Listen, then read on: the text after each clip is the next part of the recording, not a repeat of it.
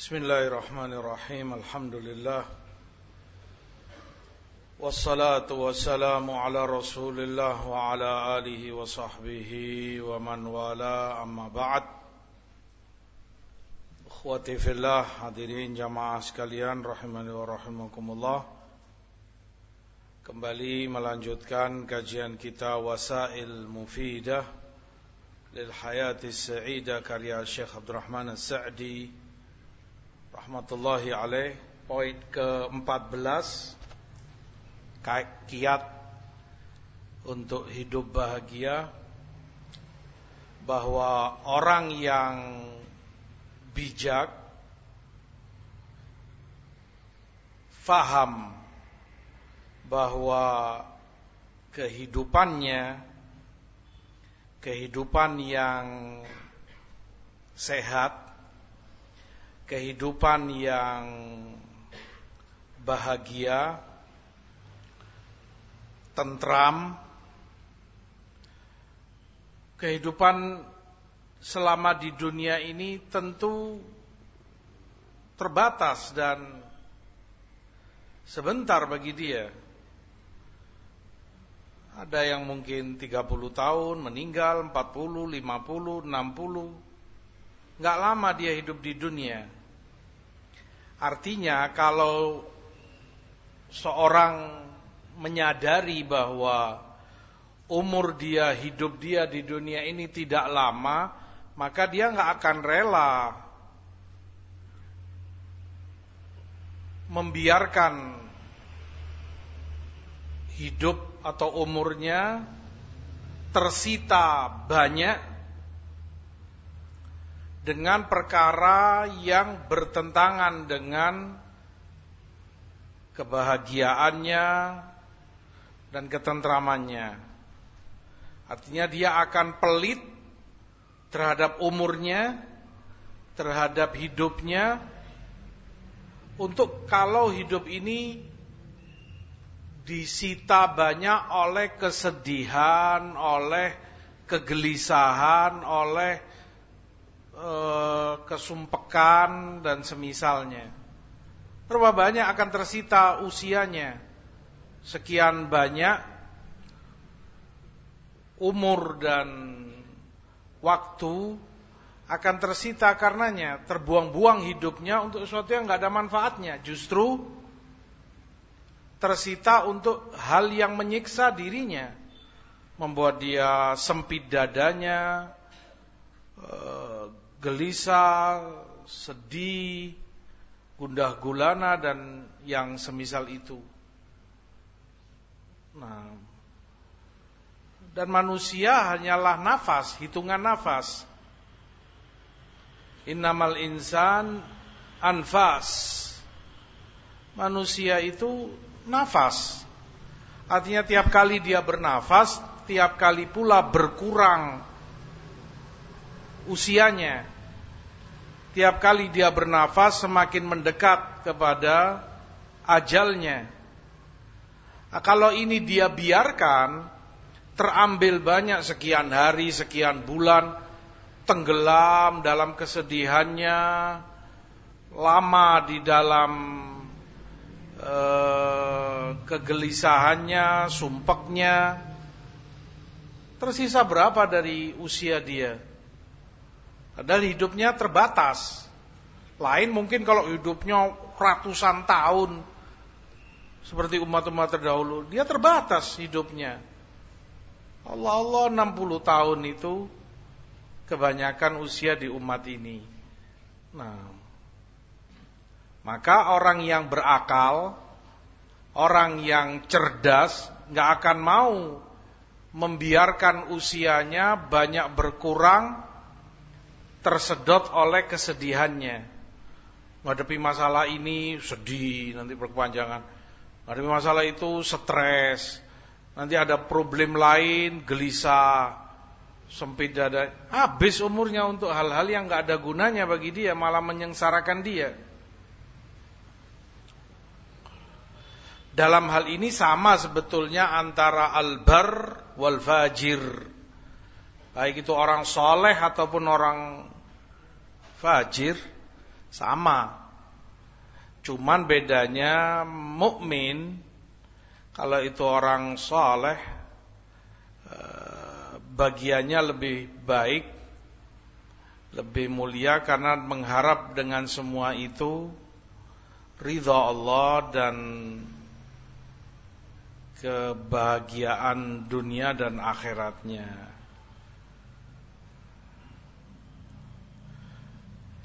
Poin ke-15.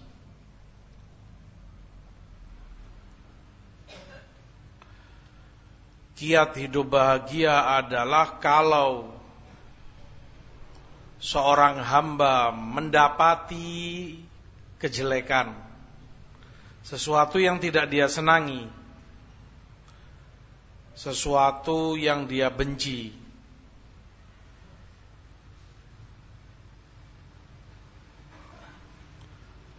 sesuatu yang tidak dia harapkan,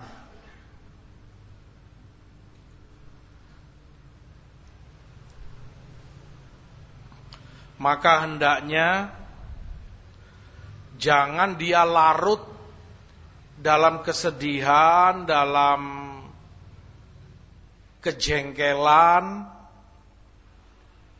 namun seharusnya dia mengingat banyaknya kebaikan dan kenikmatan yang dia peroleh, banyaknya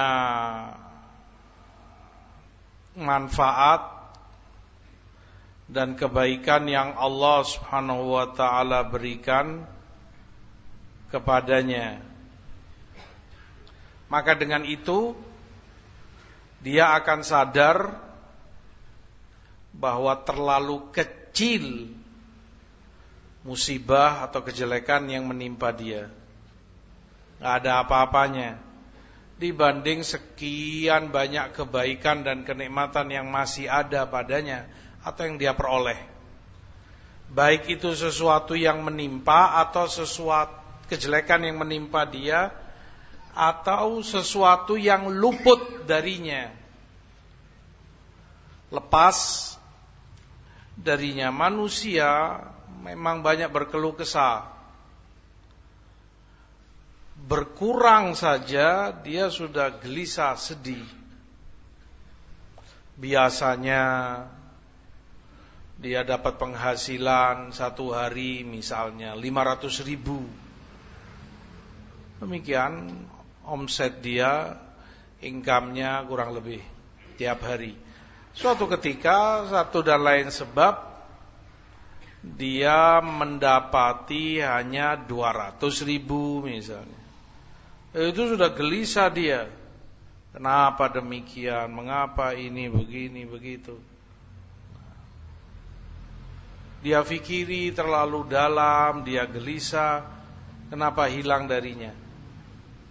Baik itu sesuatu yang luput darinya, lepas, atau memang itu kejelekan yang menimpa dirinya, sesuatu kejelekan terjadi padanya. Maka hendaklah dia mengingat kenikmatan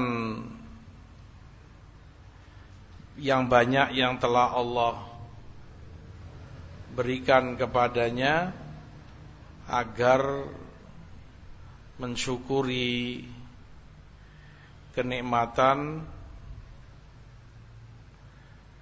yang banyak yang telah Allah Subhanahu wa taala berikan kepadanya. Ini para ulama ambil dari kisah Nabi Musa alaihissalam. Nabi Musa, seperti dalam Quran, Allah kisahkan beliau berharap sangat, pingin melihat Allah di dunia ini. Dan kisahnya ma'ruf. Ternyata itu enggak mungkin bagi beliau. Dan Allah katakan, lantarani, enggak mungkin kau bisa melihatku di dunia ini. Tapi kamu lihat gunung itu, kalau tetap di tempatnya kamu akan melihatku. Ketika Allah tampakkan dirinya yang maha mulia kepada gunung, hancur gunung itu dan Musa pun jatuh pingsan. Nabi Musa bersedih. Ternyata apa yang beliau harapkan tidak beliau dapati. Beliau sangat berharap, sangat ingin melihat Allah.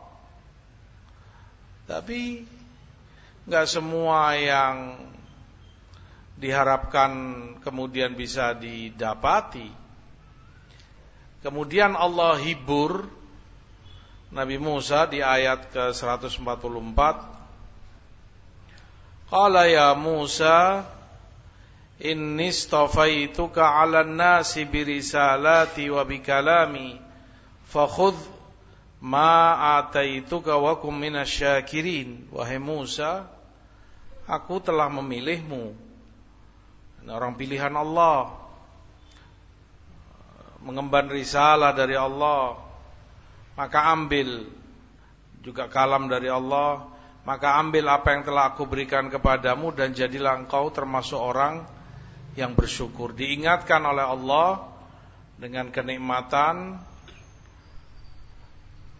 dijadikannya beliau sebagai nabi, diutus sebagai rasul, dan itu kemuliaan dan kenikmatan terbesar, martabat tertinggi yang pernah dicapai manusia, kenabian, rasulan. Diingatkan dengan itu. Maka ini pelajaran, ketika orang itu sedih karena sesuatu tidak dia dapati padahal dia berharap sangat, atau menimpa dia suatu kejelekan yang tidak dia harap, yang dia tidak senangi, maka hibur dirimu dengan kebaikan-kebaikan yang sudah ada padamu. Sudah ada padamu. Maka akan hilang ini, gak akan sedih kamu. Kamu gak akan stres mikiri yang hilang ini atau yang menimpa kamu. Karena masih terlalu banyak kenikmatan lain. Cuman manusia seringnya lalai,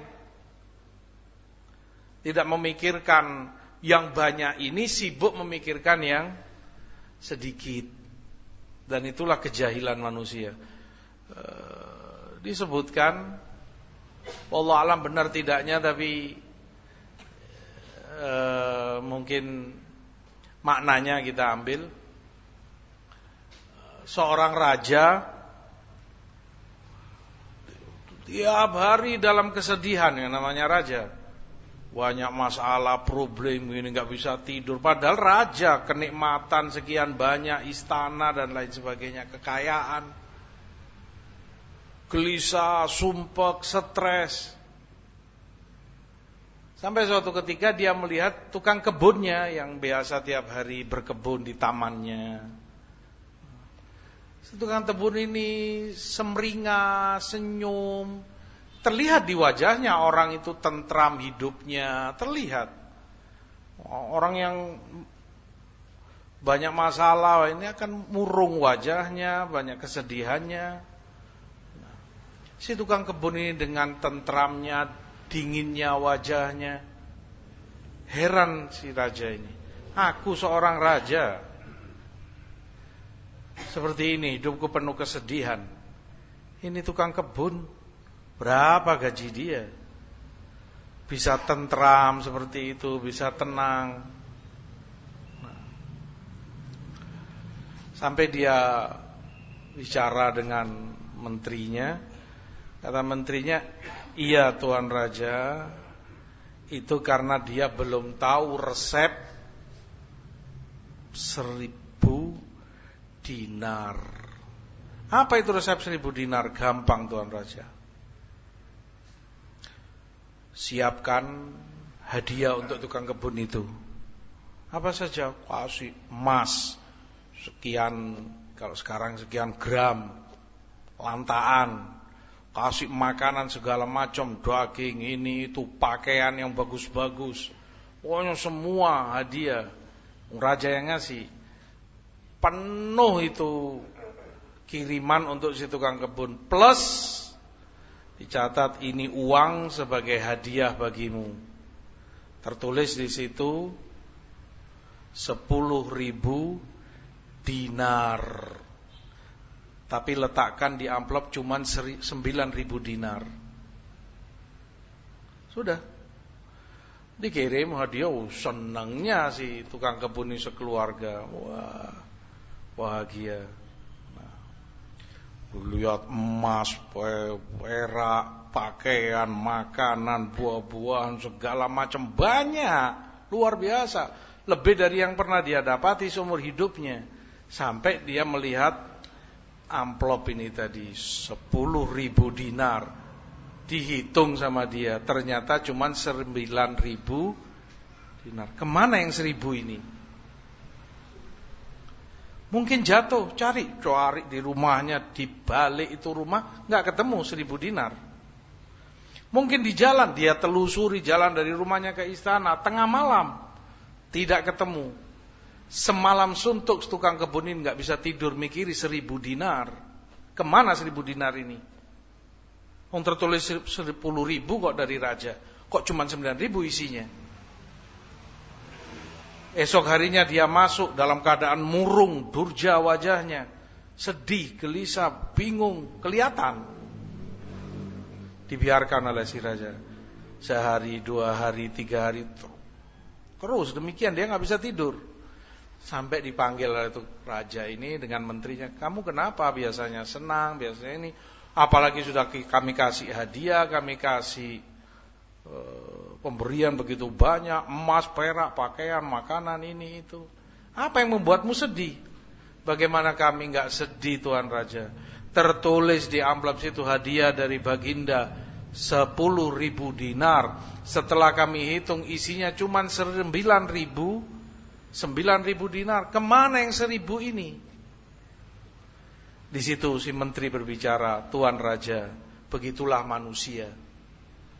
Dia lupakan emas peraknya, dia lupakan makanannya, dia lupakan pakaiannya, dia lupakan hadiah yang sedemikian banyak, bahkan 9.000 dinar seumur hidupnya nggak pernah dia pegang.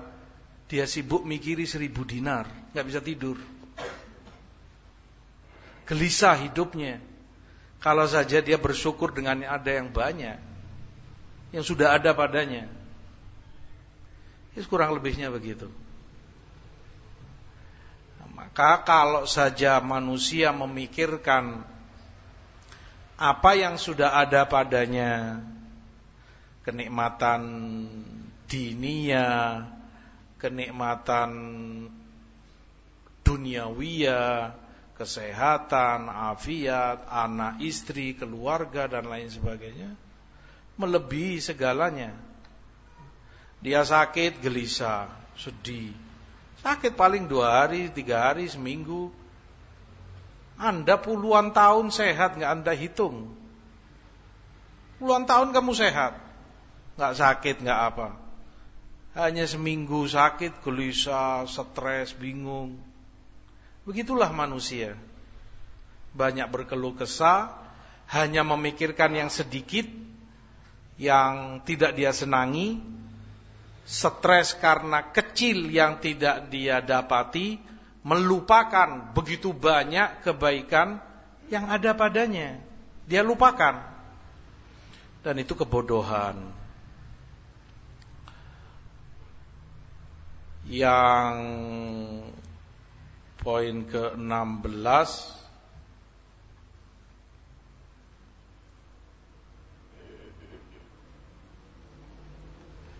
perkara yang cukup bermanfaat untuk diyakini bahwa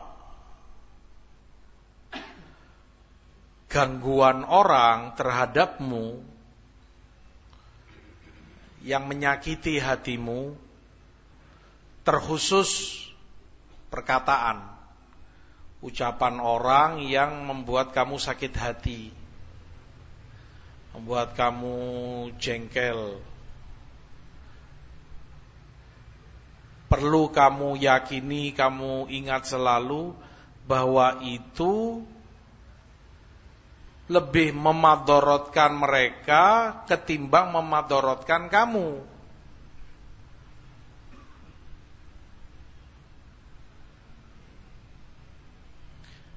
Mereka yang termadorotkan bukan kamu. Mereka yang rugi bukan kamu. Walaupun kamu menjadi korban dalam tanda kutip, Kamu yang dibully, kamu yang dicela, kamu yang digosipin, kamu yang dibicarakan, tapi yang rugi, yang termadorotkan mereka sebenarnya. Kecuali kalau kamu memang senang menyibukkan dirimu dengan perkara-perkara semacam itu. Kecuali kalau kamu membiarkan kejelekan semacam itu, ucapan orang, celaan orang, menguasai perasaanmu, sehingga terjajah dan terkungkung kamu. Kenapa fulan bilang aku begini, fulan yang itu bicara katanya aku begini, fulan yang itu. Dia biarkan perasaannya dikuasai oleh omongan orang. Maka saat itu kamu yang lebih banyak termadorotkan, kamu yang lebih banyak merugi. Artinya kalau kamu nggak peduli dengan omongan orang, nggak akan bermadorot bagimu. Mereka yang rugi, mereka yang dosa, mereka yang menanggung bebannya. Jangan anggap apa yang dibicarakan orang, biarkan angin lalu. Dan seperti disebutkan, kasbu ridhon nas ghayatun la tudrak. Mencari keridhaan orang itu tujuan yang gak akan pernah bisa kamu capai. Gak bisa kamu capai. Kamu ingin semua orang ridho, senang padamu, kamu berkehendak semua memuji kamu, ya gak mungkin. Ada saja orang-orang yang gak senang, mencela kamu dan seterusnya. Seperti kisahnya Himarul Hakim. Hakim, seorang bapak bersama anaknya berdua, boncengan naik keledai, melewati kampung, suatu kampung. Dicemooh, dibodoh-bodohin sama orang kampung itu. Bapak bodoh, bapak tidak mengerti, nggak tahu perasaan, tidak mengajarkan pada anaknya kasih sayang kepada binatang. Tega-teganya keledai ditunggangi dia sama anaknya. Dia mikir, betul omongan mereka, salah saya. Sudah, dia turun, anaknya yang naik keledai, dia tuntun keledai itu lewat kampung berikutnya. Selamat? Nggak selamat. Orang kampung yang berikutnya menyalahkan dia lagi. Ya bapak itu bodoh, tidak mengajarkan anaknya sopan santun. Masa dia sebagai bapak jalan turun, anaknya yang dibiarkan naik keledai. Bapak model apa seperti itu? Dia pikir lagi, bener omongan mereka, salah saya. Biar saya yang naik keledai. Anaknya yang turun nuntun keledainya, masuk kampung ketiga. Selamat nggak selamat?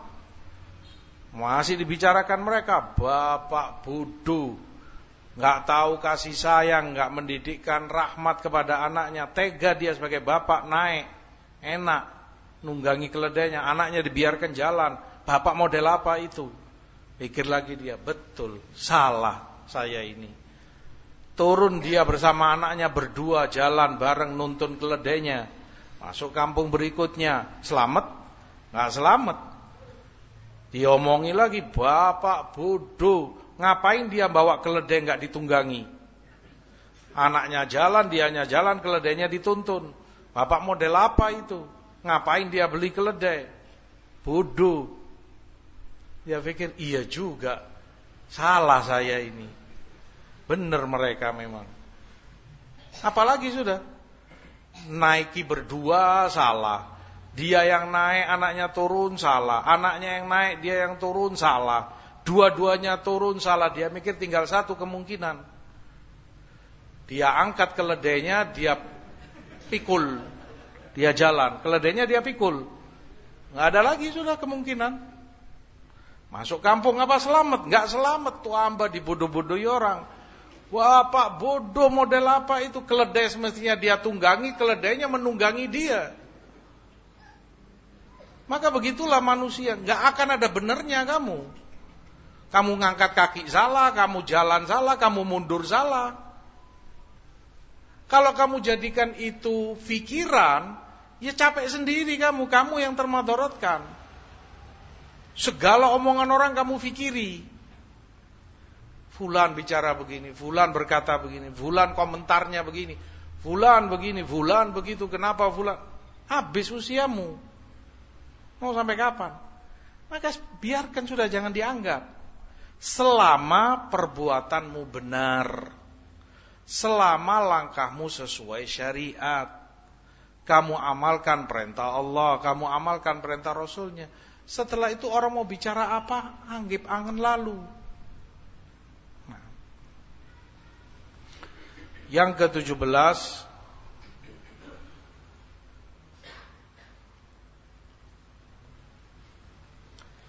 perlu kita yakini bahwa kehidupan kita mengekor kepada pikiran kita. Kehidupan kita, kehidupan ini sifatnya ekor, ngikut, buntut kepada pikiran kita. Artinya, kalau pikiran kita baik, kalau kita berpikir merenungkan sesuatu yang bermanfaat bagi kita dalam agama kita, dalam dunia kita, maka dampaknya kehidupan kita pun akan baik, akan bahagia, tentram jiwa kita. Sebaliknya pun begitu sama. Kalau pikiran kita enggak karuan, mikir yang enggak, mikir yang sudah lalu, mikirin yang belum terjadi, mikirin fulan berkata begini, mikirin yang sedih-sedih, mikirin yang jelek-jelek. Apa orang bilang namanya negative thinking atau apa? Itu yang ada dalam pikirannya, maka kehidupannya pun akan keruh. Enggak akan dia tenang, enggak akan dia bahagia. Kehidupanmu ekor terhadap pikiranmu. Maka pilih, tergantung kamu. Maka jangan harap kamunya ingin hidup tenang, kamu ingin hidup bahagia, tapi pikiranmu keruh semuanya. Ya gak akan kamu bisa hidup tenang. Jernihkan pikiranmu. Pikirkan yang bermanfaat, yang berguna, ilmu syar'i, perkara agama, makna yang mendekatkan kamu kepada Allah, atau perkara dunia yang bermanfaat. Bagaimana mengembangkan bisnis ini, kerjaan saya ini. Oh, lebih baik saya buka di daerah sana, rame kayaknya. Oh, di sini kayaknya berguna, lebih baik saya tambah begini. Yang berguna, perkara dunia, bagus. Maka kehidupanmu pun akan baik, akan bagus. Maka semuanya tergantung manusia itu sendiri. Dia apakan kehidupannya tergantung pikiran dia. Apa yang dia pikirkan, apa yang ada di kepalanya, dia mikirin apa. Itu penentu kehidupannya bahagia, tentram atau sebaliknya. Yang ke-18,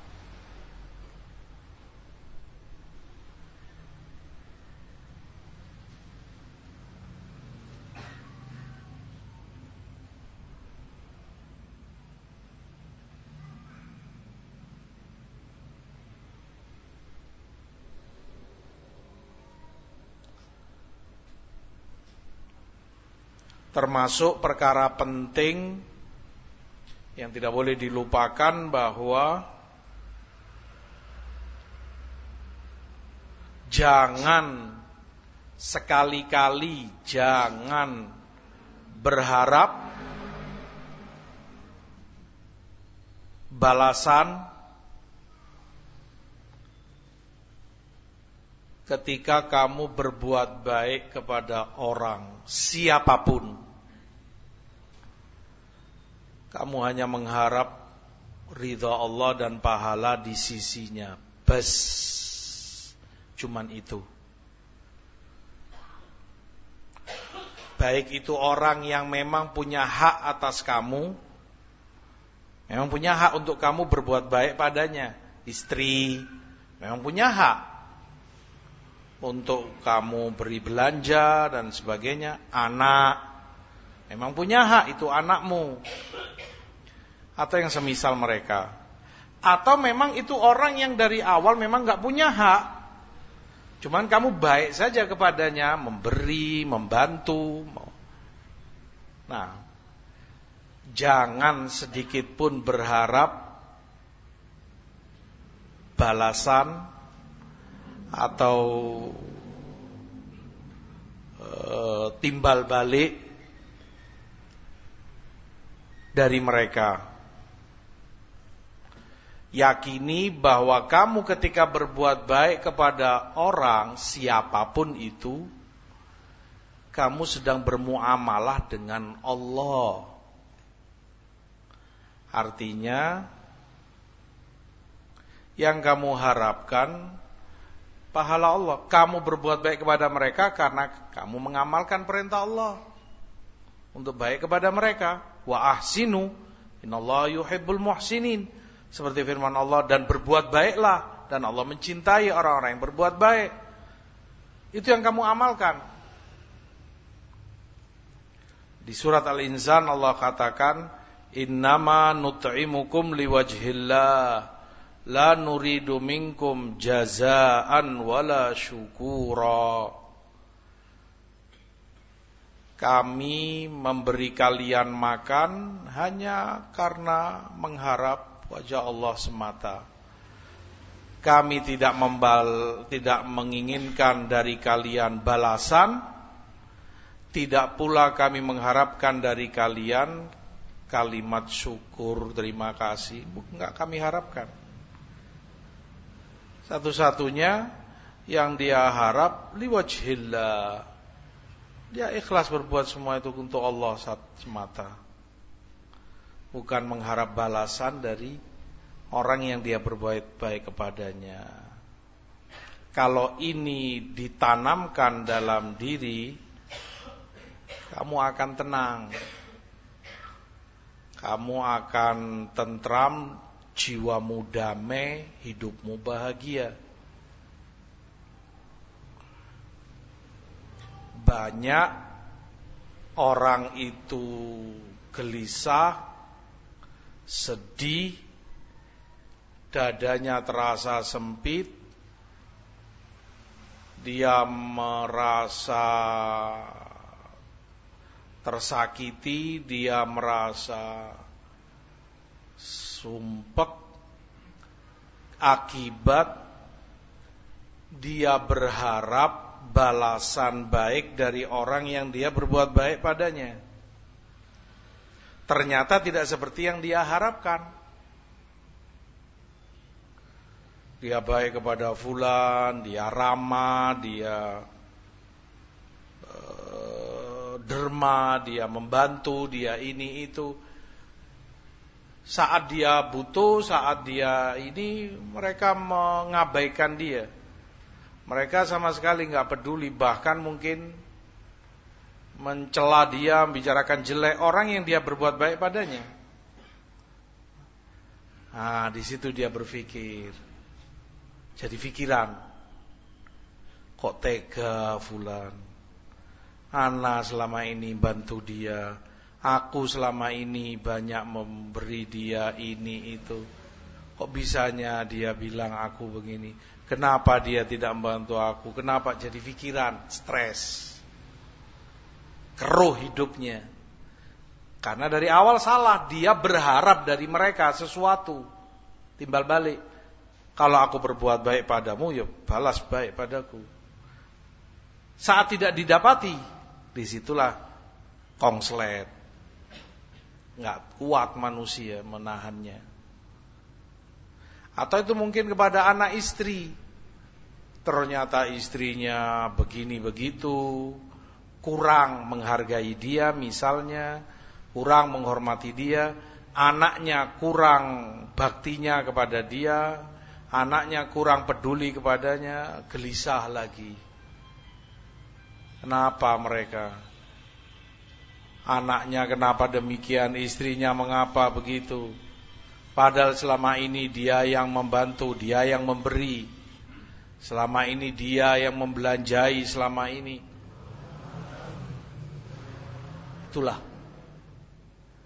Maka poin ke-18 sangat penting untuk kita selalu ingat, berbuat kebaikan hanya mengharap ridha Allah semata. Jangan sedikit pun mengharap balas budi atau puji syukur, terima kasih dari orang yang kita telah berbuat baik padanya.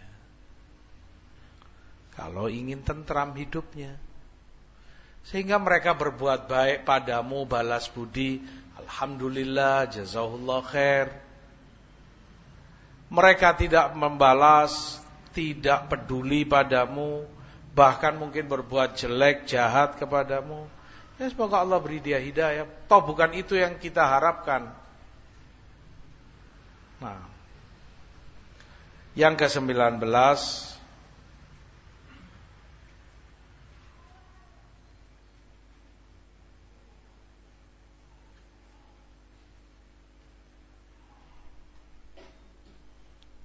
jadikan selalu perkara yang bermanfaat bagimu itu selalu di benakmu. Segala perkara yang bermanfaat, dunia ataupun agama. Apa yang manfaat bagimu, berguna bagi kamu memang, maka jadikan itu menguasai pikiranmu. Iya, aku harus begini, ini aku lakukan, besok begini. Nah, itu yang menyibukkan pikiranmu. Lalu sosialisasikan, diamalkan dan direalisasikan apa yang menjadi pikiran dia tadi yang bermanfaat. Bagaimana itu direalisasikan? Bagaimana cara mengamalkannya? Urusan agama begini, urusan dunia seperti ini. Itu yang menyibukkan diri kita. Dengan demikian jangan menoleh kepada perkara yang bermadharat untuk dirimu, perkara yang merugikanmu. Dengan itu kamu akan selamat dari kesedihan dan kegelisahan.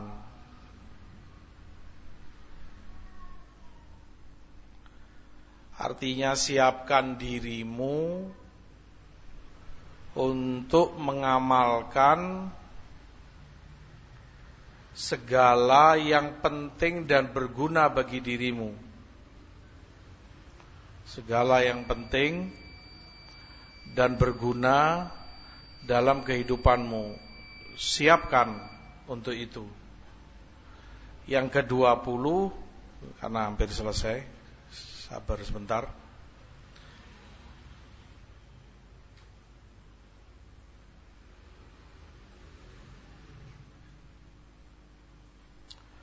Hendaknya kamu biasakan menyelesaikan amalanmu yang di hadapanmu hari ini, sekarang.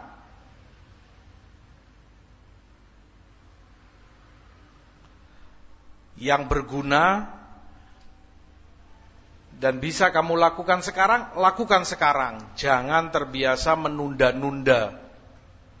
Iya nanti, iya besok, iya ini, iya besok insya Allah. nanti saja, begini. Kamu nggak tahu apa yang terjadi nanti. Kamu nggak akan paham besok apa yang kamu alami.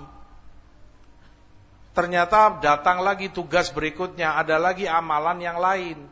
Menumpuk, terakumulasi. Yang dulu belum selesai, datang yang berikutnya. Yang berikutnya belum diamalkan, datang lagi tugas yang lain. Akhirnya kamu stres. Melihat banyak dan menumpuknya tugas dan perbuatan yang semestinya kamu selesaikan. Harus selesaikan ini. 3 hari kemarin belum juga dilakukan. Belum 2 hari yang kemudian, sehari yang kemudian, hari ini. Ya, akhirnya orang stres. Dia sendiri yang salah. Maka perlu dibiasakan apa yang bisa kamu lakukan sekarang, lakukan sekarang. Kamu bisa selesaikan sekarang, selesaikan sekarang. Jangan ditunda. Apapun itu, perkara agama ataupun perkara dunia yang bermanfaat bagimu. Kamu bisa ke sana sekarang, ke sana. Kamu tuntaskan tugas ini sekarang, tuntaskan. Agar tidak menumpuk problemmu. Tidak semakin berat beban yang akan kamu pikul. Yang terakhir, hendaknya orang pintar-pintar memilih dan memilah mana yang lebih penting dari yang penting. Semuanya mungkin manfaat, tapi bertingkat-tingkat. Ini lebih penting, naam ini penting, tapi ini jauh lebih penting, lebih berguna. Maka dahulukan yang lebih berguna. Sisihkan dulu yang gunanya kurang dari itu. Ini lebih penting, prioritaskan. Yang kepentingannya kurang dari itu, nomor 2 kan. Nah, termasuk penting pula adalah kamu pilih mana yang cocok dengan kecenderunganmu. Mana yang cocok dengan seleramu. Manusia macam-macam. Termasuk banyak membantu kamu adalah kamu musyawarahkan, kamu sharing dengan orang lain, temanmu, keluargamu, siapa yang kamu bisa percaya. Intinya jangan masuk kepada sesuatu yang kamu gak asik di situ. Ini yang membuat beban pikiran bagi kamu. Contoh, kamu asiknya dengan perkayuan, misalnya mebel. Ya sudah, jualan mebel. Jual lemari, tempat tidur, kursi dan semisalnya. Karena kamu punya kecenderungan ke situ, asik, hobi di situ. Jangan kamu paksakan diri buka warung makan Contoh saja. Dari awal kamu sudah nggak senang, bukan hobi kamu, bukan kesenangan kamu. Walaupun itu manfaat. Akan menyesal kamu di kemudian hari, karena ternyata itu banyak beban, banyak masalah, kamunya nggak asik, tersiksa ketika ada masalah, ketika kamu menghadapi problem ini begini, masakannya busuk misalnya, ini nggak jadi, ini sumpah kamu. Lain kalau itu hobimu. Kamu menyelesaikan pun dengan asik, dengan senang. Oh, ini peliturannya yang kurang, ini kayunya yang begini. Ini orang macam-macam. Ada yang asiknya elektro misalnya, utek-utek elektro, sound system, lampu, listrik, ini itu. Ada yang hobinya mesin misalnya, ada yang hobinya ini itu, macam-macam. Maka pilih mana yang kamu asik di situ, cocok dengan kecenderunganmu. Banyak membantu kamu untuk lapang dada, banyak membantu kamu untuk tentram hidupmu. Kalau enggak, kamu enggak bisa tidur malam, mikirin, ya apa tadi sini, beban, masalah ini, masalah itu. Karena kamu memaksakan diri masuk ke sesuatu yang kamu enggak asik, kamu enggak senang. Nah, kurang lebihnya demikian. Wallahu ta'ala alam wa sallallahu ala nabiyina Muhammad walhamdulillahirabbil alamin.